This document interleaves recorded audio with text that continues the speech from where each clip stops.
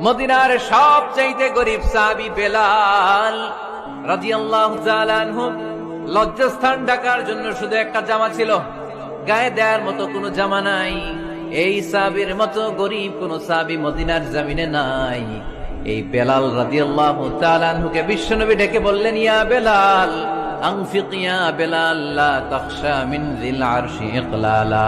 ও বেলাল, আল্লাহর রাস্তায় দান করো, কারণ আমার আল্লাহর ধনভাণ্ডারের কমতি নাই। সাইয়েদনা বেলাল রাদিয়াল্লাহু তাআলা আনহু সবচেয়ে গরিব। শুনতেছেন, বুঝতেছেন?